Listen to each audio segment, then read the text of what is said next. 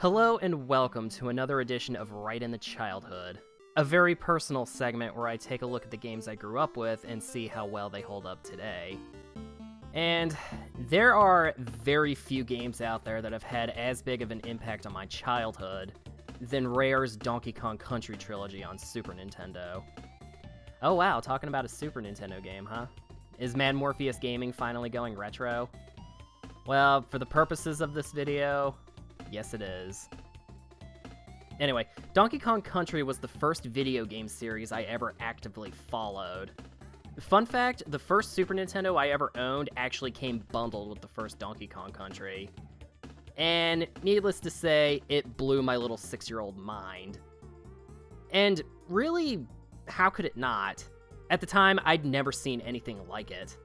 For starters, I doubt I have to say anything about the graphics. Rare's use of Silicon graphics workstations to bring the game world and its characters to life were groundbreaking in the mid-90s, and, in my opinion anyway, still hold up pretty well today. But the graphics were only part of it. The gameplay, the music, the sound effects, the level design, it all just came together and just became one of the most memorable games of my childhood. But the Super Nintendo version, for me anyway, was only part of the story. Because as a kid, I also played Donkey Kong Land on the original Game Boy. And let me tell you, I may have enjoyed it as a kid, but it does not hold up that well.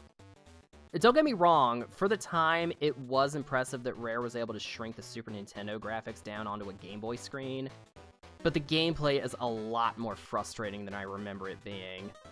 I love the game deciding that the ground beneath me isn't there anymore and losing a life because of it. Music's still good though, easily the best part of the game. Can't really say I really recommend the first Donkey Kong Land these days. It's only $4 on the 3DS eShop if you're super curious, but be prepared for a real frustrating experience if you do. But that's not what I'm here to talk about today. Donkey Kong Land was kind of a semi-port slash pseudo-sequel of the original Donkey Kong Country. But what if I were to tell you that there exists a full port of the original Donkey Kong Country on the Game Boy Color? Yeah, I don't hear a whole lot of people talk about this version. But before we get into it, let me give you a little bit of my own personal history with this port. Some way or another, I ended up losing my copy of the Super Nintendo version when I was a kid. I have no idea how it happened, it just kind of disappeared one day. And then eventually my first Super Nintendo ended up crapping out. I don't know why I never rebought the game, but by the time the Game Boy Color version was released, the Nintendo 64 was already out, and for some reason, I found finding old Super Nintendo games in stores to be very hard. Did anyone else have that problem? Just me? Well, anyway, for a long time, this version had to serve as a replacement for my lost Super Nintendo version. I wouldn't actually own the Super Nintendo version again until 2007 when it was re-released on the Wii's Virtual Console. But yeah, let's talk about the Game Boy Color version. Released in 2000, a year after Donkey Kong 64, this version tries to be a much more faithful remake of the original Donkey Kong Country, as opposed to a pseudo-sequel slash retread of it, as you might imagine from a game that has the same name as the Super Nintendo version. And credit where it's due, this Game Boy Color port actually does try its best to be as faithful to the original as it can. All of the levels from the original are here and in the same order, and from what I can tell, the layouts are all virtually the same. This port reuses a lot of the same sound effects and music from Donkey Kong Land, but hey, it works. Rare had Game Boy quality versions of Donkey Kong Country music in Donkey Kong Land, so might as well use them here too, right?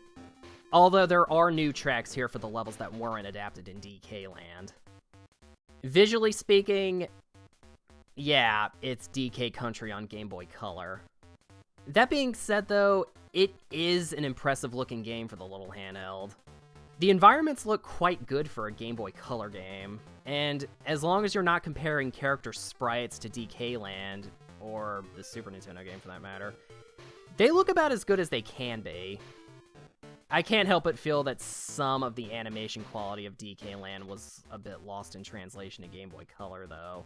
Strangely enough, the character sprites actually look a little bit more impressive in DK Land than they do here. Probably a sacrifice that had to be made for the game to be in color. I found that enemies would tend to blend in just a little too much with the environments, and I would end up getting hit a lot more. I also found it a bit weird how DK and Diddy would transform into the animal buddies when in Donkey Kong Land, it shows them actually riding them. Though, again, the Game Boy Color was pretty limited in what it could do, so it was more than likely a sacrifice that had to be made.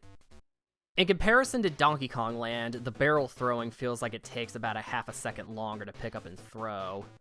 Obviously, the controls will feel a bit on the stiff side when compared to the SNES original.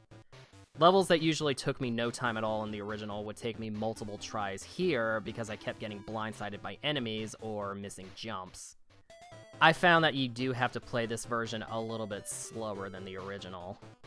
One thing that this version has over the original is a much-needed autosave function. Instead of having to trek through a marathon of levels just to save your game, which could become a real aggravating process in Gorilla Glacier, this version will autosave after completing each level. Given the portability of this version, this is a very welcome addition. Something I would have loved for the Super NES version to have, but hey, what can you do? Given how much more often you'll be dying in this version too, yeah, it's definitely a welcome addition. Overall, the Game Boy Color version might have served as a reasonable enough replacement for the Super NES version back in the day when it was starting to get harder to track down. But now that the Super NES version is easier to find than ever, what with it being on the Wii, the Wii U, the new Nintendo 3DS, and even Super NES Classic, I don't see a real need to play the Game Boy Color port in its place. Again, like with DK Land, if you're curious as to how they handled it, then sure, go ahead, but I'd really recommend just staying with the Super Nintendo version above all else. But you know, I feel like I'd be a little remiss if I didn't at least mention the Game Boy Advance remake, so as an added bonus, let's take a quick look at that.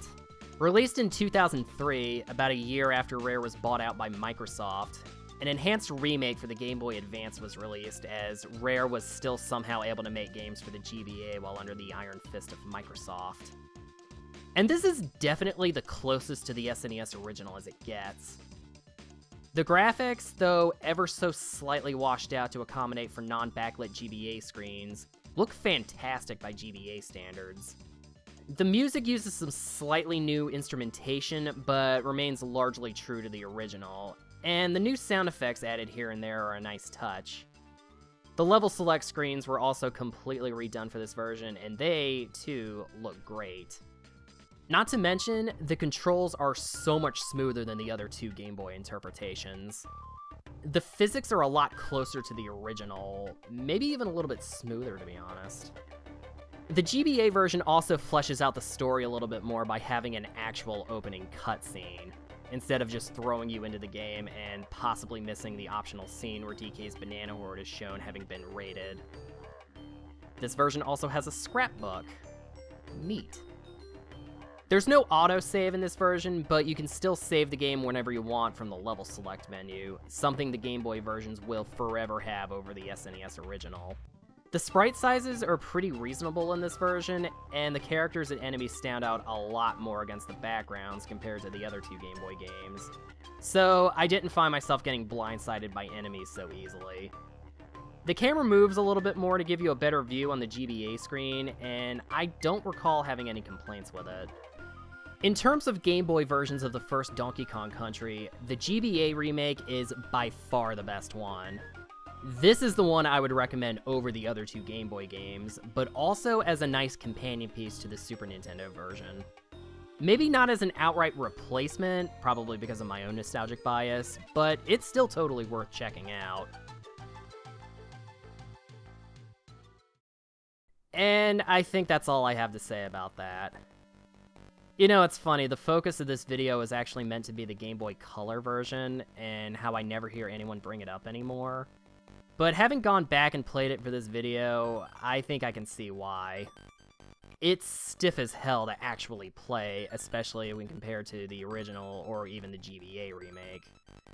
But man, if it didn't have an effect on me as a kid. Probably because for a long time, it had to serve as a replacement for the Super Nintendo version that I lost.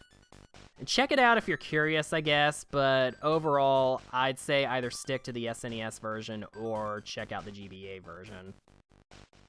And that's going to do it for this very unique edition of Right in the Childhood. Thanks for watching.